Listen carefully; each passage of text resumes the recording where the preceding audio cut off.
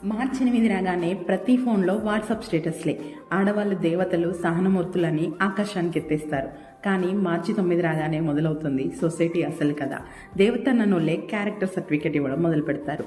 Modern dress వేసుకుంటే మహాపాపం, పద్ధతిగా ఉంటే పాతకాలం, ఇల్లులో ఉండి ఇల్లు చూసుకుంటే ఖాళీగా తిని కూర్చుంది, సొంత కాళ్ళ మీద నిలబడి జాబ్ చేస్తే కుటుంబాన్ని వదిలేసింది పొగరు, పాతికేళ్లు దాటినా పెళ్లి కాకపోతే 100 అనుమానాలు, పిల్లలు లేట్ అయితే 1000 అనుమానాలు, ఇక భర్త టార్చర్ భరించలేక విడాకులు తీసుకుంటే తప్పు మొత్తం ఆడదానిదే, ఇగో ఎక్కువ, సర్దికిపోయే గుణం లేదని ముద్రిస్తారు. సంవత్సరంలో 364 రోజులు అడుగడుగునా జడ్జ్ చేస్తూ ఆమె క్యారెక్టర్ని స్కాన్ చేసేవాళ్ళు మార్చి 8న స్టేటస్ పెట్టి దేవతాన్ని పిలిచేస్తారు. అందరు అలా ఉన్నారని నేను చెప్పడం లేదు, కానీ అలాంటి వాళ్ళు కూడా ఉన్నారు. మమ్మల్ని పూజించకపోయినా పర్వాలేదు, మీ స్టేటస్లో ఫేక్ రెస్పెక్ట్ ఇవ్వకపోయినా పర్వాలేదు, కానీ ప్రతిదానికి మమ్మల్ని జడ్జ్ చేయడం ఆపేసి గౌరవించండి, బ్రతికే స్వేచ్ఛనివ్వండి చాలు. That is real women's day.